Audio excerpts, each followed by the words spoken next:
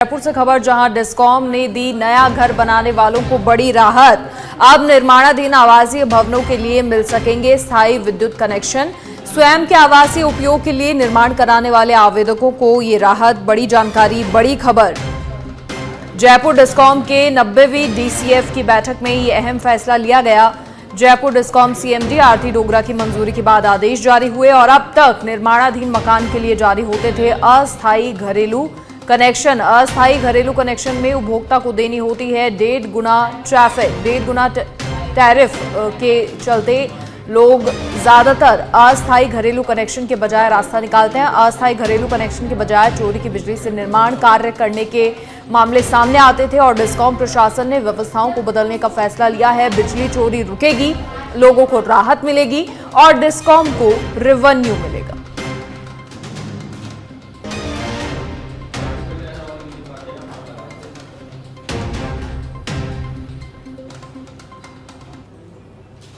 और झुंझुनू की चिड़ावा पुलिस ने चेन स्नैचिंग की बड़ी वारदातों का खुलासा करते हुए एक अंतर्राज्यीय गिरोह के 2 सदस्यों को गिरफ्तार किया है। आरोपी तारिया अलवर और विक्रम सिंह कोटपुतली के रहने वाले हैं। दोनों आरोपी महिला से सोने की चेन छीनकर फरार हो गए थे। वहीं पुलिस ने विशेष टीम का गठन कर दोनों आरोपियों को गिरफ्तार किया।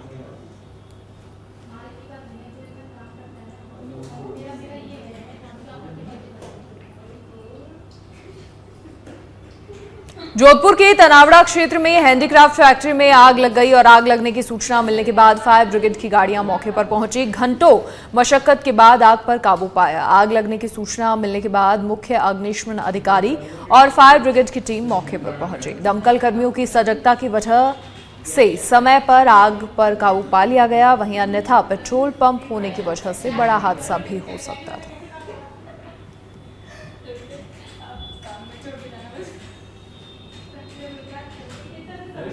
राजसमंद जिले के भीम थाना इलाके में नवदुर्गा ज्वेलर्स की शॉप पर चोरी की बड़ी वारदात हुई। 2 बदमाश MP पासिंग की बाइक पर सवार होकर आए और ज्वेलर्स को बातों में उलझाकर लगभग 40 टॉप्स की पोटली पर हाथ साफ कर दिया, जिसमें 12 लाख रुपए के आभूषण थे। पूरा घटनाक्रम शॉप पर लगे CCTV कैमरा में कैद हो गया। पुलिस ने जिले भर सहित आसपास के थाना इलाकों में नाकाबंदी करवाई है और मामले की जांच शुरू कर दी है।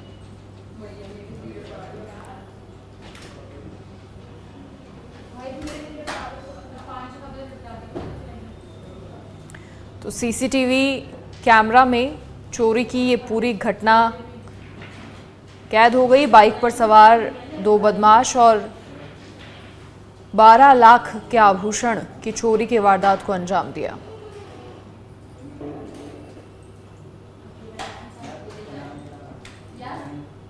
बारां के शाहबाद में राजकीय उच्च माध्यमिक विद्यालय को चोरों ने निशाना बनाया। चोरों ने पोषाहार के कमरे का ताला तोड़कर पोषाहार सामग्री समेत दूसरा सामान पार कर दिया। विद्यालय के कार्यवाहक प्रधानाचार्य ने बताया, यहां पहले भी चोरी की घटना हुई है, लेकिन अभी तक कोई खुलासा नहीं हो पाया है।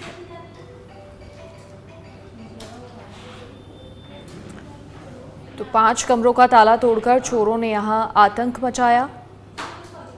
ICT लैब और पोषाहार कक्ष से सामान चोरी किया। एक स्कूल में चोरों ने इस पूरी घटना को अंजाम दिया। 5 कमरों का ताला तोड़कर चोरी की वारदात को अंजाम दिया। और अब जयपुर से बड़ी खबर, राजस्थान में होगा देश भर का जल मंथन। कई राज्यों के मंत्री शिरकत करेंगे। उदयपुर में होगा इंडिया वाटर विजन 2047। उदयपुर में 18 और 19 फरवरी को जल मंथन होगा। 2 दिवसीय कार्यक्रम में केंद्रीय जल शक्ति मंत्री भी मौजूद रहेंगे। कार्यक्रम में मुख्यमंत्री भजनलाल शर्मा भी शिरकत करेंगे। राजस्थान सरकार और जल शक्ति मंत्रालय की ओर से कार्यक्रम आयोजित होगा। जल प्रबंधन से जुड़े विभागों के अधिकारी और इंजीनियर मौजूद रहेंगे। पहले दिन तकनीकी सत्रों में नॉलेज शेयरिंग होगी। दूसरे दिन देश भर के अधिकारियों को फील्ड विजिट करवाई जाएगी। उदयपुर का देवास प्रोजेक्ट या जयसमंद बांध का दौरा भी कराया जा सकता है।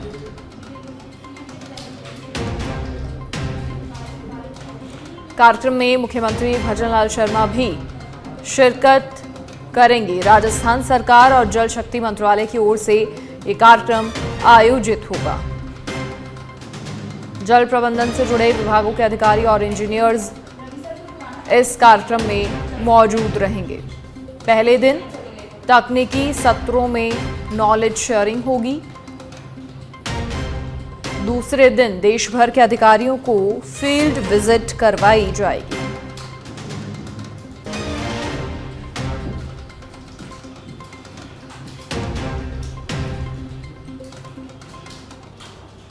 और राजस्थान में फिर बदला मौसम का मिजाज। सीजन की दूसरी मावट ने फिर सर्दी के तेवर तीखे कर दिए हैं। राजधानी समेत प्रदेश के कई इलाकों में रिमझिम बारिश। मौसम विभाग के अनुसार पश्चिमी विक्षोभ सक्रिय हो रहा है और इस सीजन में ये दूसरा मजबूत पश्चिमी विक्षोभ सक्रिय हो रहा है।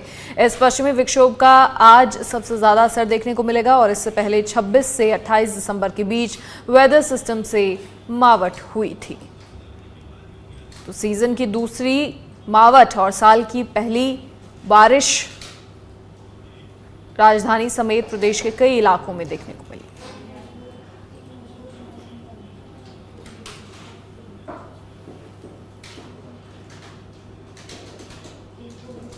और अब खबर कोटा से, जहां रेलवे ट्रैक पर मिला महिला का शव। सिमलिया के कल्याणपुर फाटक के पास शव मिला।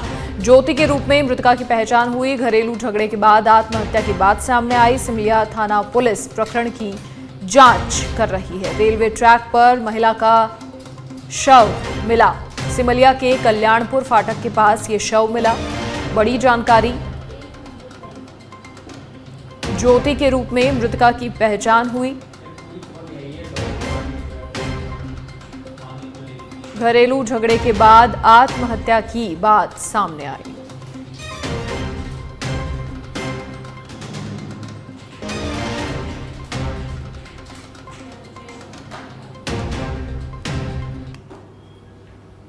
जयपुर के चाकसू में मुख्य सड़क पर गंदे पानी की निकासी न होने पर लोगों को काफी दिक्कतों का सामना करना पड़ रहा है। कई बार वहां से गुजरने वाले लोग फिसलकर घायल हो चुके हैं, जिसके चलते ग्रामीण गंदे पानी के बीच से निकलने को मजबूर हैं। इस दौरान ग्रामीणों ने बताया कि हम कई बार सड़क और नालियों के निर्माण कराने की मांग कर चुके हैं, लेकिन समस्या पर शासन और प्रशासन की ओर से कोई समाधान नहीं हुआ है। स्थिति ज्यों की त्यों बनी हुई है।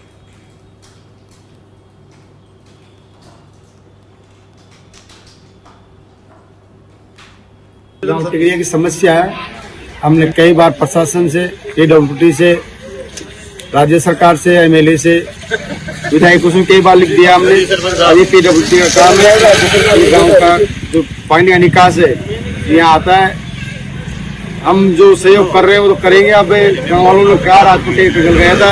हमारे गाँव में कई घटना घट चुकी है। लोगों के पैर फ्रैक्चर हो गए, उनका इलाज करवाया है। लोग आज भी का पैर फ्रैक्चर होकर प्लास्टर लग के और घरे पड़ा है।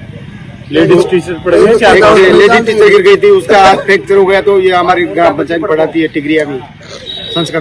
बहुत परेशान सामने पढ़ाता रहा होता है। कोई सुनाई न कर रहा। बहुत परेशान है। कई बार स्थानीय पंचायत ने भी अवगत करा दिया है। बार हम सरपंच, उप सरपंच, सेक्रेटरी सबने अवगत करा दिया है। के बावजूद भी कोई सुनवाई को नहीं। और गांव में नाले को कोई निर्माण को नहीं। कई बार अवगत कराया कि हमारे गांव में नाले का निर्माण हो, जिससे कि ये दूर दराज से आने वाले जो राहगीर है ना, उनको भी समस्या नहीं आई। पर पंचायत व जो जनप्रतिनिधि है वो किसी प्रकार का कोई ध्यान नहीं दे रही। हमारे गाँव टिगरिया की समस्या है। हमने कई बार प्रशासन से, PWD से, राज्य सरकार से, MLA से, विधायकों से कई बार लिख दिया हमने। अभी PWD का काम है। ये गाँव का जो पानी का निकास है यहाँ आता है। हम जो सहयोग कर रहे हैं वो तो करेंगे। अब गाँव वालों ने कहा, रात को टेक निकल गया था। हमारे गाँव में कई घटना घट चुकी है। लोगों के पैर फ्रैक्चर हो गए, उनका इलाज। जयपुर से अब खबर फिटनेस सेंटर्स के वार्षिक निरीक्षण में सामने आई चौंकाने वाली बात। फिटनेस सेंटर्स पर नियुक्त तकनीकी कर्मचारियों को नहीं है मोटर वाहन अधिनियम की जानकारी। जयपुर RTO द्वितीय की टीम ने वार्षिक निरीक्षण किया। दौलतपुरा के तिरुपति एसोसिएट्स वाहन फिटनेस सेंटर और सीकर रोड पर श्री श्याम फिटनेस सेंटर्स का निरीक्षण किया। DTO जयपुर द्वितीय संजय शर्मा, DTO शाहपुरा के नेतृत्व में निरीक्षण किया गया। मोटर वाहन निरीक्षक राजेश चौधरी और राजीव जैन ने निरीक्षण किया। फिटनेस सेंटर पर नियुक्त तकनीकी कर्मचारी को नहीं थी मोटर वाहन अधिनियम की जानकारी। जांच टीम के सवालों का जवाब ही नहीं दे पाया तकनीकी स्टाफ, और ऐसे में साफ है कि इन फिटनेस सेंटर्स पर वाहनों को फिटनेस सर्टिफिकेट देने में भी बड़ी लापरवाही होती है।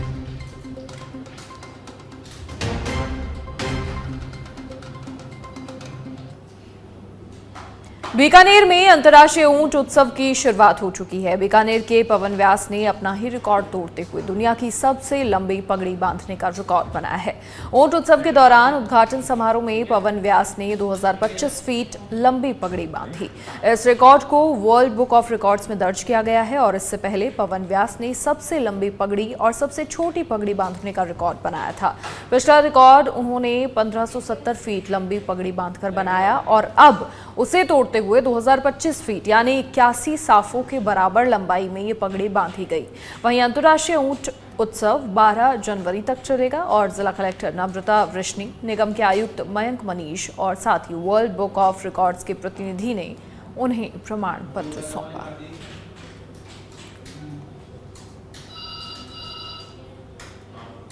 और अब जयपुर से खबर, नवजात शिशुओं और छोटे बच्चों के लिए ठंड का मौसम बना गंभीर समस्या का कारण। जनाना हॉस्पिटल और महिला चिकित्सालय में 20% तक हाइपोथर्मिया से ग्रस्त बच्चे बढ़े हैं। शारीरिक रूप से कमजोर बच्चों में खतरा बढ़ा है। अचानक शरीर का तापमान गिर जाता है।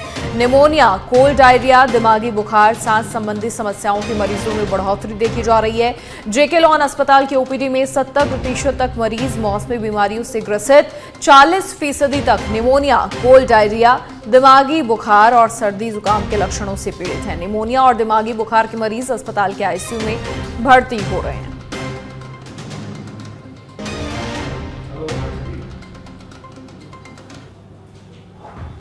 और जयपुर पुलिस ने साइबर क्राइम को लेकर बड़ी कार्रवाई को अंजाम दिया। डीसीपी वेस्ट अमित कुमार बुडानिया की सुपरविजन में इस कार्रवाई को अंजाम दिया गया। इस कार्रवाई में पुलिस ने कुल 30 लोगों को गिरफ्तार किया है और उनमें 3 लोग ऐसे हैं जो बाबा बनकर लोगों को अपना शिकार बनाते थे। इस अभियान के तहत ऐसे सारे फ्रॉड करने वाले लोग जो हिंदुस्तान भर में कहीं भी फ्रॉड कर रहे हैं, उनका तकनीकी डाटा एमएचए और एनसीआरबी की अलग अलग साइट्स पर और जो डिजिटल पोर्टल्स हैं उसमें उपलब्ध है। उन सारी तकनीकी आसूचनाओं को इकट्ठा किया गया, मुखबिर तंत्र एक्टिवेट किया ताकि ये सारी सूचनाओं का संकलन जमीनी स्तर पे भी किया जा सके। जब ये एक्सटेंसिव होमवर्क करके हमने अपनी साइबर टीम और अपनी जो मौके की टीम है उनके बीच में समन्वय करके कल अल सुबह से हमने रेड करना शुरू की, जिसमें 5 थाना क्षेत्र में ये रेड हुई, जिसमें लगभग 10 टीमों ने कार्य किया। इसमें सबसे महत्वपूर्ण ये था कि सूचनाओं को रेड करने से पहले उनको तकनीकी रूप से सुदृढ़ बनाना और उनको मौके पे जाकर उन मुलजिमों की उपस्थिति देखना ताकि कोई भी रेड असफल नहीं हो। कल जितनी भी रेड की गई उसमें कहीं भी ऐसा नहीं हुआ कि कोई भी मुलजिम भागने में कामयाब रहा। एक सुदृढ़ टीम और सुदृढ़ तकनीकी आसूचना के आधार पर समस्त रेड की कार्रवाई की गई। साथ ही हमें ये ज्ञात था कि जितनी भी रेड की कार्रवाइयां और जितनी भी साइबर फ्रॉड के गिरोहों का जितनों का भी पर्दाफाश होगा, हमारे सामने जो प्राइम टास्किंग होगी ये होगी कि इनके बहुत सारे लोग उस वक्त मौके पर नहीं मिलेंगे, तो कहीं ना कहीं जो साइबर फ्रॉड का पैसा है वो लीकेज नहीं हो जाए। तो हर टीम के साथ में जहां भी मौके पर रेड की कार्रवाई हुई, हमने साइबर फ्रॉड प्रिवेंटिव सेल के हमारे जो सक्षम जवान हैं उनको उनके साथ तैनात किया और उसी वक्त जितने भी संदिग्ध बैंक अकाउंट्स थे उनकी डिटेलिंग करके और उनके ऊपर पर्याप्त होमवर्क करके उनको फ्रीज कराने की कार्रवाई आरंभ हुई। लगभग अभी तक 250 ऐसे संदिग्ध अकाउंटों की पहचान की जा चुकी है, जो आगे और अकाउंट्स की संख्या बड़ी मात्रा में सामने आने की संभावना है। रात भर में ही ये सारा होमवर्क करके लगभग 135 बैंक अकाउंट्स को हमने फ्रीज करा दिया। लगभग 64 यूपीआई वॉलेट्स को अकाउंट्स को हमने फ्रीज करा दिया और 20 एटीएम ऐसे हैं जिनकी अमाउंट्स विद होल्ड कराई गई है। इसके साथ ही हमारे लगातार प्रयास जारी है कि इन अकाउंट्स से जो अन्य संदिग्ध अकाउंटों का लेन देन शुरू हो रहा है उनको भी हम फ्रीज करवाएं। सारे अकाउंट्स का अभी तक के आरंभिक अनुसंधान में जो संदिग्ध लेन देन और फ्रॉड की राशि जो अभी तक पाई गई है वो लगभग 30 करोड़ के आसपास अभी तक पाई गई है, जिसमें आगे अनुसंधान में ये रकम और जैसा कि आप सभी के ध्यान में है, पुलिस मुख्यालय के द्वारा पूरे राजस्थान में साइबर शील्ड अभियान चलाया जा रहा है, जिसमें कि जो साइबर फ्रॉड हो रहे हैं उससे जुड़ी हुई गैंगों को, उससे जुड़े हुए ऑनलाइन सेंटर्स को चिन्हित करके उनके विरुद्ध कार्रवाई करने की पूरी प्रक्रिया चल रही है। इस क्रम में पुलिस उपायुक्त जयपुर पश्चिम ने श्री अमित कुमार जी हमारे साथ में बैठे हुए हैं। इन्होंने बहुत डिटेल में स्टडी करके उनके क्षेत्र में जहां जहां पर इस तरह की गैंग्स ऑपरेट हो रही थी उनके विरुद्ध एक टीम बना करके कार्रवाई प्रारंभ की।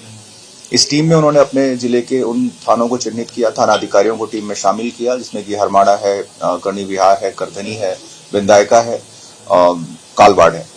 इन थाना अधिकारियों को और अपनी डीएसटी स्पेशल टीम को लेकर के और खुद की जो साइबर सेल है उसको लगा करके डिटेल में स्टडी कराई कि कहां कहां पर इस तरह की कार्रवाइयां गैंग्स कर रही हैं, ऑपरेट हो रही हैं, कॉल सेंटर्स चल रहे हैं।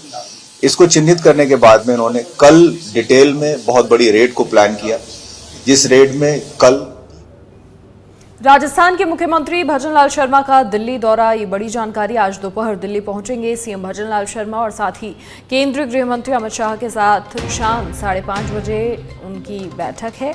बैठक में तीनों नए आपराधिक कानूनों को लागू करने को लेकर समीक्षा करेंगे और साथ ही राजस्थान सरकार की ओर से इसे लेकर एक प्रेजेंटेशन भी दिया जाएगा।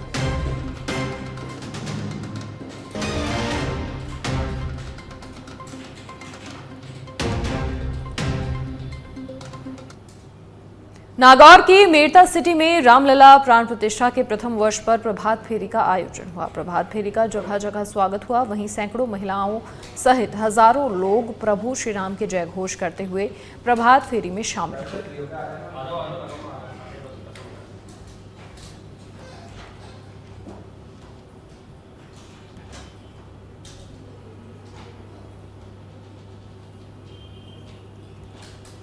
और बाबा खेतानाथ की 34वीं पुण्यतिथि पर कार्यक्रम, केंद्रीय मंत्री भूपेंद्र यादव ने उस कार्यक्रम में शिरकत की और निमराना के जोशी होड़ा आश्रम में कार्यक्रम महंत बालकनाथ योगी भी पहुंचे।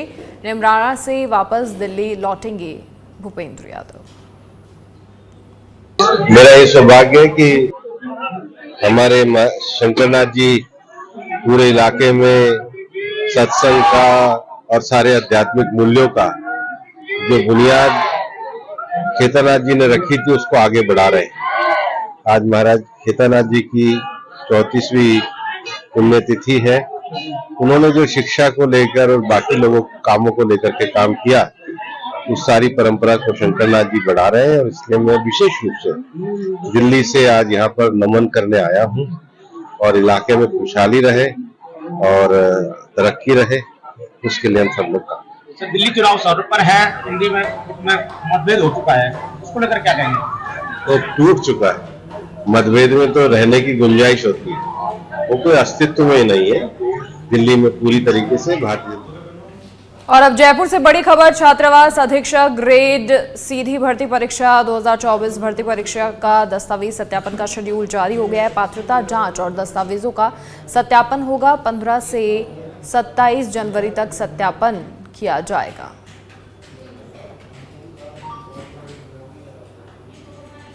और सिरोही से खबर, जहां डोडा पोस्ट तस्करी के विरुद्ध बड़ी कार्रवाई। सिरोही सदर थाना पुलिस और डीएसटी टीम की कार्रवाई। मुखबिर की सूचना पर पुलिस ने नाकाबंदी की थी। पुलिस की नाकाबंदी देखकर तस्कर गाड़ी को छोड़कर फरार हो गए। पुलिस ने गाड़ी को कब्जे में लेकर डोडा पोस्ट बरामद किया।